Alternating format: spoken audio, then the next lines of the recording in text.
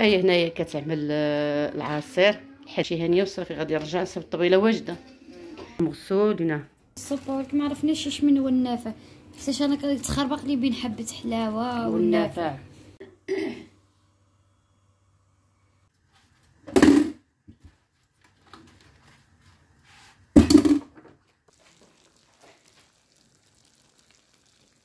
السلام عليكم متتبعين ديالي العزاز، كي عاملين؟ لاباس عليكم؟ اش اخباركم؟ كي عاملين مع الصحيحه؟ كنتمنى يا ربي الحبيب تكونوا بخير وعلى خير وتكونوا فرحانين ومدوزين رمضان دي بصحه جيده وتكونوا فرحانين. والله يسعدكم يا ربي الحبيب، والله يعاونكم ويعاوننا يا ربي الحبيب في الصيام ديالنا والصلاه ديالنا، والله يتقبل منا ومنكم صالح الاعمال يا ربي الحبيب. ومرحبا بكم معايا في فيديو جديد ونهار جديد كما كتشوفوا. غادي نشارك معكم واحد طريقه البريوات اللي كتجي تبارك الله سهله وسريعه في التحضير وكتجي تبارك الله ما شاء الله. هنا كما كتشوفوا عملت زلافه فيها الملحه بكثره، وعملت واحد 2 معالق كبار ديال السكينجبير، وعملت هذا العصير ديال الحامض او الليمون. هذا كناخذو انا كيجيني طبيعي ومزيون، كنعملو حتى في لاصالات، كنعملو في الحوت، كنعملو في اي حاجه كنستعملو. المذاق ديالو طبيعي، ولكن يعني الحامض او الليمون طبيعي يعني حتى هو مزيان يعني احسن. كما شفتوا الدجاج ديالي حكيته عملت له ديك الحامض وسكنجبير والملحه، ورقدته وخليته حتى ترقد وغسلته وخليته يستقطر وجيت لهنا الطنجره. بالنسبه انا عندي 4 دجاجات، انا المفروض ملي كنكون هكا كنعمل يعني تقريبا 2 كيلو في الدجاجه. هنا عملت 4 كيلو ونص ديال البصله، عملت زلافه ديال القزبر ومعدنوس، كثرت المعدنوس. الملحه ما تكتروش على حسب الذوق. عملت 2 معالق كبار ديال الخرقوم اولا الكركم، 2 معالق ديال الابزار اللي عندي مخلط كحل ابيض. عملت 2 معالق كبار حتى هما ديال السكينجبير. الدجاج كيبغي السكينجبير، انا كيف ما شفتوا يعني غسلت به الدجاج. عملت هنا 2 معالق كبار. عملت معلقه ديال القرفه، وإلا كان عواد يكون افضل. ولكن بالنسبه انا البريوات ديال الدجاج او البسطيله كنعمل هكا اللي مطحونه. عملت بسيبيسه وعملت حب الهيل، كيعطي واحد المذاق مزيون لا في اللحم ولا في الدجاج، كيجي غزال في الطياب. كنزيد واحد 2 ضامات ديال الزعفران شعره كيف ما شفتوا. صافي بعد ما كنكمل التوابل ديالي كنخلط ديك البصله مع الربيع مع ديك التوابل كيف ما كتشوفوا حتى يندمجوا مع بعضيات مزيان. كنقسمهم في النص، كنخلي النص على جنب وكنبقى نتوك في الصدر ديال الدجاج كيف ما شفتوا وكنستفو. ما كنعمل لا ما لا حتى شي حاجه، كيطيب غير في البصله ديالو. وهاد الطريقه كتجي سريعه التحضير وكتجي تبارك الله غزاله. واخا تكون مثلا غير دجاجه وحده عملوا لها الطريقه كتجي سهله في التحضير، وفي نفس الوقت كتجي صراحه الله كتجي مزيونه. انا جربت هاد الطريقه كتجيني سهله وما كنبقاش عاد يعني كناخد كل مثلا كل طرف كنشرملو بوحديتو. صافي هنا بعد ما كنكمل الدجاج ديالي كنزيد ديك البصل اللي خليت على جنب، كنغطي الدجاج مره حتى ما كيبقاش يبان. صافي كنشعل البوطه وكنخلي البوطه ناقصه، ما كان غير كيبدا كيطلع ديك هذا سميتو ديك الربوف في وسط الطنجره، كنقص البوطه كنخليها مهيله. فاش كيطيب غير في ديك البوطه ناقصه وفي البصل ما كنزيدوش حتى نقطه د الماء. المهم كنبقى على هاد الطريقه مره كنحركو هكا باش نشوفو دابا يلصق ولا شي حاجه. صافي المهم حتى كتدخل فيه ديك التشرميله مزيان وكيتشحر مزيان. عاد كنعمل الزيت. بالنسبه للزيت عملت هنا كاس زيت نباتي وكاس ونص ديال زيت العود. الدجاج كل ما طب في اليدام كل ما كيعطي واحد البنه. صافي هنا كيف ما شفتوني عملت واحد المعلقه كبيره ديال السمن حار. بالنسبه للسمن انا كنملحو على يدي في الدار، كيجي تبارك الله غزال. شي مره غنشارك معكم الطريقه، كيجي مزيون وما كيكحل ما والو، كيبقى في اللون ديالو كيف ما كتشوفوا. دابا هذاك السمن راه عنده اكثر من عام. المهم هنا كما كتشوفوا شي تبارك الله ما عملت لا ماء لا حتى شي حاجه. تبارك الله البصل كطلق الماء ديالو، ما يحتاجش شي الوحده عادي مره. صافي كنبقى على هاد الطريقه حتى كيوجد وصافي الغزالات ديالي هاد الدجاج طاب. كما شفتوا طاب على خاطرو على بوطه ناقصه، حتى الماء ديالو كيبقى فيه ما كينشفش. المهم حتى كنهز داك الدجاج وكنحطو يستقطر، صافي ديك الساعات عاد كنزيد في البوطه على حساب الدغميره باش دغيا كتنشف لي ما كتبقاش معطله.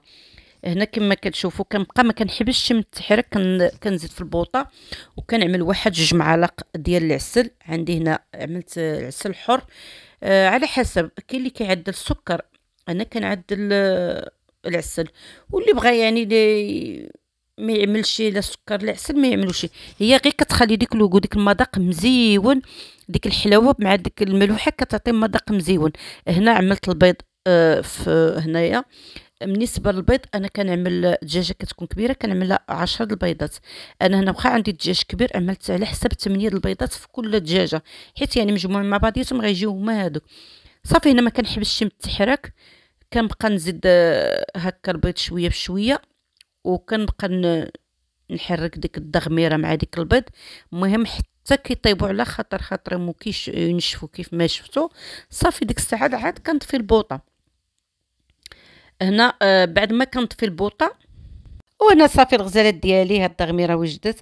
هنا قبل ما نعمل البيض الدغميره اعتدلت الشهاته، قالت لي ماما انا تشهيت هاد الدغميره كتشهي. صافي عملت لها واحد الفخاد وواحد الطريف فيها، قلت لها هاك يلا سخنه ومشيت تاكلوا انت وخوتك. المهم بنات فهم الاجر، ما خصكش الا تشهوا الحاجه خصك تعطيها لهم. هنا كانت عائشه كتقطع لي الدجاج بعد ما استقطر. صافي غادي نكمل انا الطريقه بيدي، حيت انا ملي كيكون في بسطيله كنعملو غير هكا مفرتات بيدي، ولكن فاش كيكون هكا البريوت كنقطعوا لها الطريقه. صافي بعد ما كنكملو كنعملو مع كنرجعو الطنجره. صافي كنخلي داكشي حتى كيندمج مع بعضياتو، كنعملو في الكسكاس يستقطر باش لا بقى شي ما ولا شي حاجه كيهبط. ماشي بريقه هي هذيك، عفوا. صافي هنا جيت الورقه. صراحه الورقه ماشي بحال اللي كنت باغا، ولكن اش غنعمل يعني قضيت بها ضروري، ما عندك لين ليها. بالنسبه للتصوير تلويه البريوات انا كيسحب لي اعتدال كتصور، ما عرفتش واش صورت ومسحت، ما عرفتش كيفاش. هذيك كانت هي البريوه الاخرانيه هي اللي صورناها ما جاتش واضحه. صافي هنا كنت ساليت التلويه لو عاونتني اعتدال. خرج تبارك الله الخير والبركه. هنا عائشه عاوتاني حتى هي عملت البريوات ديال الكفته والخضره حتى هما كيجيو مزيونين. صافي هنا بعد ما ساليت عملت منها في هذا البلاستيك اللي هو يعني غير دائما هكا من كافور او لا مثلا شي محل تجاري ولا مرجان. هنا عملته في فريكو. وهنا حتى الغدا عرفتي قلت البنات انا فيا واحد العيا غادي نمشي للحمام ان شاء الله يا ربي، وانتم اللي غنلقاكم وجدتوا الفطور. المهم خليكم شوفوا شنو غيعملوا. كما رديتش المهم بلاصه خويتي الماكينه القشوع. وايه هنايا كتعمل العصير الحدقه ديالي. دابا عرفتي كلفتهم هما بالفطور، غنمشي انا ان شاء الله للحمام. قلت حتى تقرب المغرب باش ما يجينيش العطش، واصلا حاسه براسي فيا العطش فيا العيا. عائشه اش كتعمل؟ اش غتعمل بالطبخ؟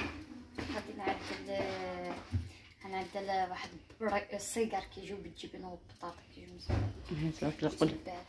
قولي غنمشي هانيه وصافي غادي نرجع نصاوب الطبيله واجده. والله يرضي عليكم. صافي باقي ما استفتش شي معان الماينات كيصبحوا مغسولين.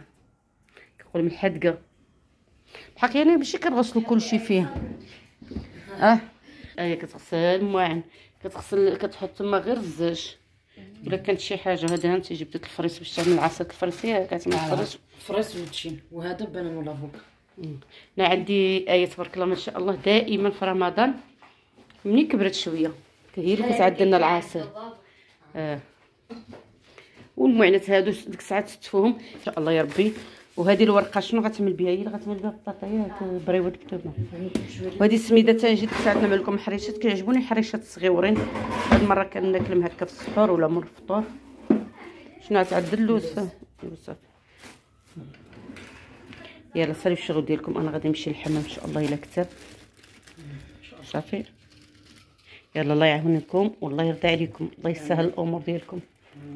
عفرا الشعر راه هو عرفتي فين تما عندي في واحد البواط. هاد لا سوبليكا نقول لكم ديال الحسوه. كتجي هاد الحسوه مزيونه، كتعمل فيها زعفران الشعره، كتعمل فيها النافع. المهم هي غتشارك معكم عائشه. عرفتي اللي غادي تشوفها غتجيك عاديه، ولكن ملي غتشربوها كتحسوا بواحد المذاق اللي عائشه كتحماق عليها. وقتاش شي كتقول لي عاد نعمل اليوم، عملها لي ماما اليوم. قالت لي ماما ضروري تشهيت غنعمل، واخا تعرف شي حماق قالت لي غادي نعدلها ان شاء الله يا ربي. اللهم يسر. صافي لقيتي زعفران الشعره؟ راه كاين عندي بواطات بحال هادو زعفران الشعره. عملها غير شويه. شنو عرفتو استاذ زربي ولا بغيتي ديري كتقلع في الصاله جينا هنا حدا الشرج ما عرفتي الدنيا كتولي حالته بالغبره. يوميا كنمسحو، ما كنمسحو والو، يوميا كنمسحو. عرفتي بعد مره حتى الليل الصباح كتصبح الدنيا عامره غبره. زعما اللي حداه الشراجم راه صعيب الحال. الزربيه منزله عوجه ياك وقد اصلا خصني نحيد دابا هذيك باش على حساب العيد اما نجيبو اخرى ولا هذه نصيفط تصبن ان شاء الله يا ربي. البصيله شحرناها مع زيت العود وشويه ديال الزبده وعملنا لها اليبزار. دابا نعدلو لها الملح شويه. صافي عدلنا لها الملح وغنبقاو نشحروه تتشحر البصيله مزيان. احنا ما استفدناش قشعه هادي جات تبعتينا. هي طحنت العصير وعدلته هنايا ولي شطله عدلته هنايا في الكاس صافي. دابا غنمشي نطحن العصير د الفريصه ودليتشي. من بعد هنا كنت عامله زعفران شعري مع شويه د الماء سخون صبت في الكاس ديال العنبه كبيتو هنايا وصافي. هنا عندي كاس كبير ديال السميده غليطه غادي نعدلو هايد وانا كنحرك هايد صافي. من بعد غنكب عليه الماء طايب. ما كنكبوش ما كنحركو باش ما تبقاش ديك السميده مكلكله.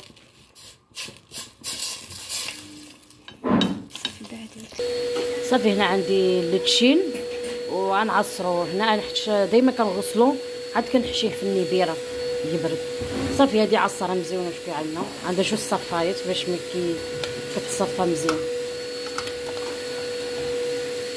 هايدا صافي بقى معايا تنعصر اللتشين ونكمل العصير كامل.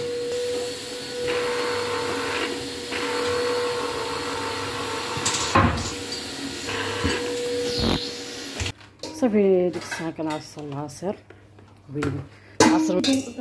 صافي ديك الساعه كنشلل غير هذا بالماء شي شويه بحال هيدا وكنعصر هو فيه نيت.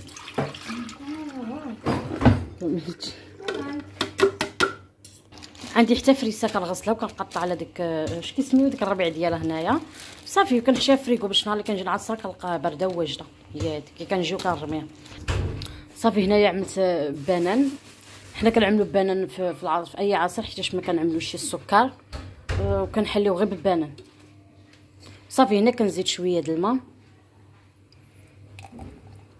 باش كيجي العصير شويه خفيف ما كيجيش ثقيل بزاف. صافي دابا هنا عائشه كتقلب على النفاخ باش ما عارفينها تعملو.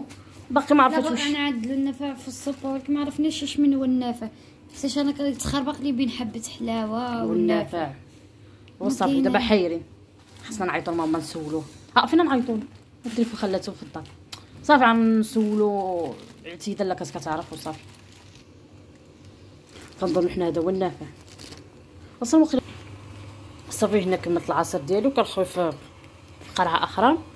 صافي المهم كيجي بارد حيتاش صافي هنا كملت العصير ديالي. شنو اسمه كيجي بارد حيتاش كان عندي فريسه في شنو اسمه فريغو ولا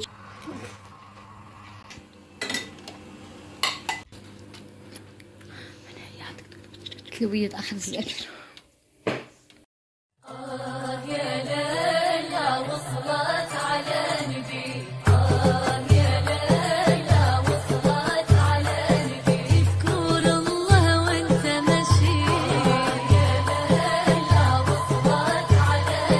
صافي هنا الغزالات ديالي بعد ما جيت وفطرت وارتحت شويه نط نغسل المواعين. واخا عيو فيه البنات بغاو يعملوهم في الماكينه قلت لهم لا خليوني ان شاء الله الواحد يتحرك هكا شويه.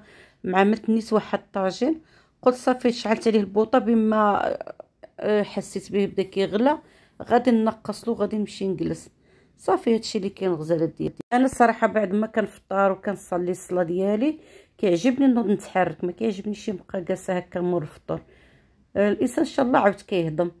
هنا بعد ما خليت الطاجين هنا كيغلى غادي نقصلو البوطه، غنخليه ناقص وغادي نغطيه وغادي نمشي نجلس بحالي نرتاح. هنا كانت عندي البقوله حتى جبتها في فريكو، زدتها مع واحد شويه ديال الليباون ولا الفول. صافي غادي نخليها تما تبخر، من بعد غادي نشحرها. هنا كما كتشوف المعينات ديالي غسلتهم صافي خليتهم هنا. هنا بعد ما جمعنا الطبله الفطور ومسحنا الدنيا مع اعتدال فاش كنت ماشيه كنت خليتها كتخمل وكتجمع الدار نقات تبارك الله. الصراحه الله ملي كنخليها مورايا تبارك الله كنلقاها هي وكانتها. بعد مرة تجي الكانه تنوض تقضي الشغل كامل، بعد مرة كيكون ما فيها كتقولي ماما خليني نجلس، كنقول لها صافي انت فرحتك. صافي هنا غادي نعمل لكم دويره خليكم مع التوهل ديال الاعتدال. كيف ما قلت لكم ملي كيكون عندها الكانه كتحماق على النقه والتسييقه على حقه وكلشي شغلات تبارك الله عندها متول.